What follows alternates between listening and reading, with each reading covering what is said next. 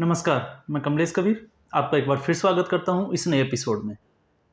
आज हम बात करेंगे देश के जाने-माने वकील कपिल सिब्बल। और कपिल सिब्बल भी इस बार जो है वो न्यूज़ क्लिक के पत्रकारों को और उसके संपादकों को जो है वो बेल नहीं करा पाए, जमानत नहीं करवा सके। उस पूरी खबर का हम विश्लेषण करेंगे। जैसे कि आप सभी को पता है, न्यूज़ क्लिक के जितने भी जो पत्रकार थे उनके घरों पे 3 अक्टूबर को सवेरे-सवेरे जो है वो ईडी की रेड पड़ी थी और उसके बाद में 4 अक्टूबर को न्यूज़ क्लिक के जो संपादक थे, जो संस्थापक प्रबीर पुरकायस्थ और अमित चक्रवर्ती, इनको जेल भेज दिया गया था 7 दिन के लिए। और उसके बाद में जिसकी हम बात करें कि तीस्ता सीतलवाड़ केस में हमने देखा था कि तीस्ता सीतलवाड़ केस के जो वकील थे, और वैसे भी आपने देखा होगा जितने भी जो देश विरोधी गतिविधियां होती है उनके वकील हमेशा कपिल सिब्बल ही हुआ करते थे। आप अकबर लोन, मैंने एक वीडियो बनाया था कि जिन्होंने कश्मीर की असेंबली में विधानसभा में पाकिस्तान जिंदाबाद के नारे लगाए थे, और जब 370 भारतीय सरकार ने जम्मू कश्मीर की धारा 370 हटा के और विशेष राज्य का दर्जा जो है वो समाप्त करके इस कश्मीर को भारत का अभिन्न राज्य या अभिन्न अंग बना दिया, तो उस वक्त अकबर लोन जो है उसने सुप्रीम कोर्ट में एक याचिका डाली थी इसके अगेंस्ट में, और उसके वकील भी कौन थे? कपिल सिब्बल। और वो केस चल रहा है, अभी उसकी सुनवाई चल रही है, फैसला अभी उसका सुरक्षित रखा गया, आया नहीं है। इसके अलावा तीस्ता सीतलवाड़ गुजरात दंगों को लेके और गलत जो है खबरें प्रकाशित करने के मामले में तीस्ता सीतलवाड़ को अरेस्ट कर लिया गया था, और उस दिन सैटरडे होने के बावजूद कपिल सिब्बल जो है और उनका जिसकी हम बात करते हैं कि सुप्रीम कोर्ट में इतना दबदबा है कि वो सैटरडे को रात को जो है सुप्रीम कोर्ट खुलवाते हैं और तीस्ता सीतलवाड़ को जमानत करवा देते हैं। तो ऐसे एक नहीं, बहुत सारे मुद्दे, बहुत सारे जो है वो मुकदमे ऐसे हैं जिनमें कपिल सिब्बल जो है सुप्रीम कोर्ट जाते हैं और उनको हाथों हाथ जो जमानत मिल जाती है। लेकिन अब की बार जो मामला था वो न्यूज़ क्लिक का है, और न्यूज़ क्लिक के पत्रकारों के जो अ, अ, वकील है वो कपिल सिब्बल हुआ करते हैं। कपिल सिब्बल ने हाईकोर्ट का रुख किया, क्योंकि आपको पता होता है कि ऐसी चीज़ों में जमानत की जो प्रक्रिया होती है वो लोअर कोर्ट से शुरू होती है, सेशन कोर्ट से फिर हाई कोर्ट, हाई कोर्ट के बाद में सुप्रीम कोर्ट जाना पड़ता है। तो दिल्ली हाई कोर्ट में, और दिल्ली हाई कोर्ट पहुंच गए कपिल सिब्बल इस पूरे मुकदमे को लेकर, और उनकी प्राथमिकी ये थी कि जो एफआईआर थी उसको क्वेश किया जाए, रद्द किया जाए। और भारत सरकार की तरफ से अगर हम बात करें तो सॉलिसिटर जनरल तुषार मेहता, तो तुषार मेहता वैसे सुप्रीम कोर्ट के वकील, सुप्रीम कोर्ट जाते हैं क्योंकि वो सॉलिसिटर जनरल है, लेकिन अब की बार जो है वो दिल्ली हाई कोर्ट पहुंचे। और दिल्ली हाई कोर्ट में क्या प्रक्रिया हुई, दिल्ली हाई कोर्ट की पूरी अगर प्रक्रिया की अगर हम बात करें तो कपिल सिब्बल का ये कहना था कि ये जो जितने भी जो आरोप है वो बिल्कुल झूठ है, और इसमें जो है वो एफआईआर का कोई कारण बनता ही नहीं है, और गिरफ्तारी जो है वो गिरफ्तारी का जो आधार है वो भी सही नहीं है, क्योंकि इन्होंने जो है वो किसी बिना ऑर्डर के जो है एक गिरफ्तारी वारंट लेके इनको गिरफ्तार कर लिया गया। ये कपिल सिब्बल की वहां पे दलीलें थी। पूरे दिन की इस कार्रवाई में अगर तुषार मेहता के अगर इसकी बात करें कि एविडेंस उन्होंने क्या दिए इसके अगेंस्ट, उसके अगर हम बात करें तो वहां पे अब नजर डालना बहुत जरूरी है। तो सॉलिसिटर जनरल तुषार मेहता ने सबसे बड़ा जो फैक्ट रखा वो ये फैक्ट ये था कि ये जो पूरा मामला है ये भारत की सुरक्षा और अखंडता से जुड़ा हुआ है। अब अखंडता और सुरक्षा से कैसे जुड़ा हुआ है, इसमें हमें दो बातें समझनी जरूरी है। एक, प्रबीर पुरकायस्थ के 1991 से दोस्त रहे गौतम नवलखा की, जो मैंने ऑलरेडी एक वीडियो में बताया था, इनके पुराने संबंध हैं। और उसके बाद में 2011 में गुलाम नबी फई जो थे, जिनको एफबीआई यूएसए की एजेंसी ने अरेस्ट किया था आतंकवादी गतिविधियों में,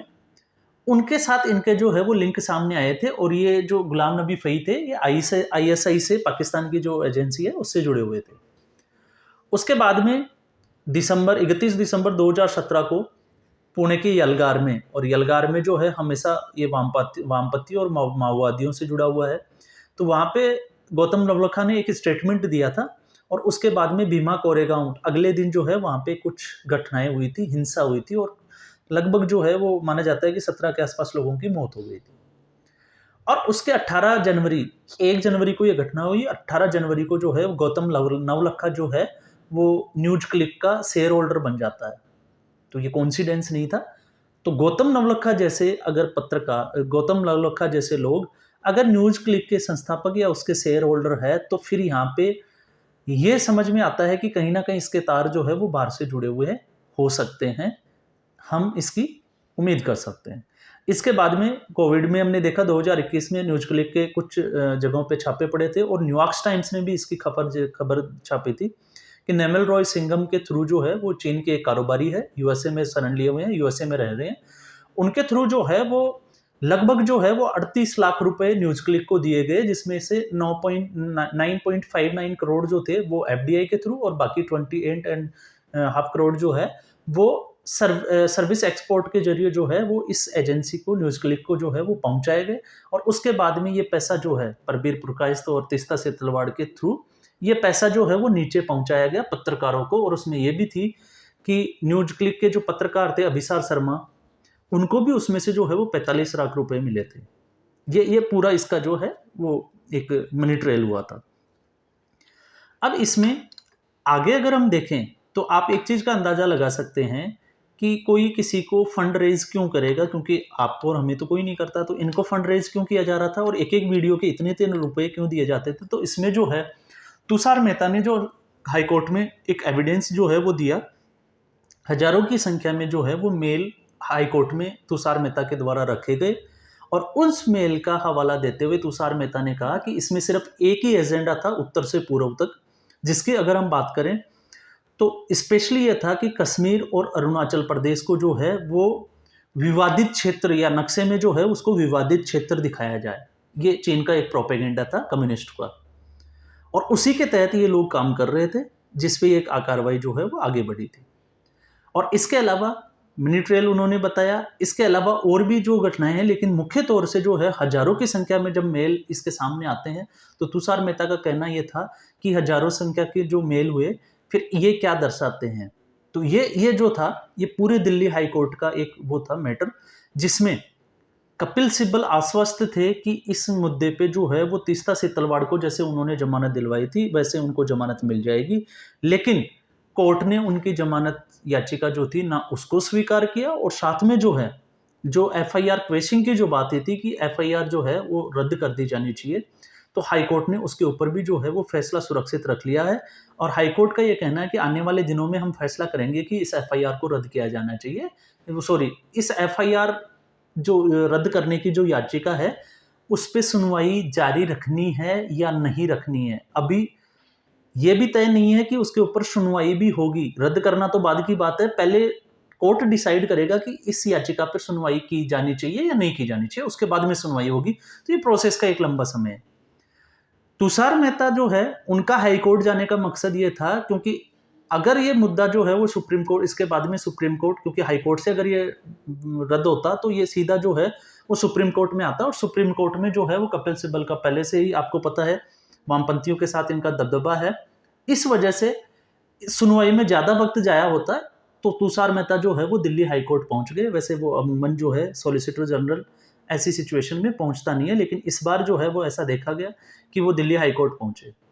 इस पूरी प्रक्रिया को मीडिया हाउसेज ने कहीं नहीं दिखाया, लेकिन लोगों के मन में यही था कि जो अरेस्ट पड़ी उसके बाद में जो इन्वेस्टिगेशन हुई तो अभी जो है उसकी क्या प्रोसेस चल रही है। तो कोर्ट ने इस फैसले को अभी सुरक्षित रखा हुआ है, तो आने वाले दिनों में ये पता चलेगा, देखने को मिलेगा कि क्या फैसला आता है। अगर यहाँ से ये याचिका खारिज होती है फिर उसके बाद में सुप्रीम कोर्ट आती है, सुप्रीम कोर्ट आएगा, ये पूरा जो मैटर है, और उसके बाद में जो है ये लंबी प्रोसेस हो जाएगी, लेकिन तब तक इनकी जो है वो अवधि जो है वो न्यायिक हिरासत की वो खत्म हो जाएगी और उसके बाद में जो है आगे का कोर्ट जो है वो फैसला करेगा। तो अभी तक जो है वो इसमें इतनी डेवलपमेंट इस केस में है। आने वाले दिनों में इसके बाकी के जितने भी जो पत्रकार है, चाहे वो आपका उर्मिलेश यादव हो, अभिसार शर्मा हो, इन लोगों से अभी पूछताछ हुई है। किसी के साथ एक राउंड की पूछताछ हुई है, किसी के साथ 2 से 3 राउंड की जो है अभिसार शर्मा जैसे लोगों के, तो उनके साथ 2 से 3 राउंड की पूछताछ हुई है। और फिर उसके बाद में ये लोग आते हैं बाहर आके, फिर ये मीडिया में जो है आपको पता है सोशल मीडिया पे वीडियो बनाते हैं, वो अपलोड करते हैं और फिर ये लगातार जो है मीडिया के ऊपर जो है ये सीधा हमला करने की जो बातें करते हैं। लेकिन मैंने पहले भी बहुत बात की थी कि बाकी के पत्रकारों को, जैसे आपने देखा होगा जो न्यूज 18 में अभी काम कर रहे हैं, अमन चोपड़ा, उनके ऊपर भी जो है वो गवर्नमेंट वहाँ पे पहुँच जाती है, राजस्थान सरकार से एक मुकदमा किया जाता है, लेकिन उसके जब ये चुटकियाँ लेते हैं, मज़े लेते हैं। सुधीर चौधरी पे अभी कर्नाटक में हमने देखा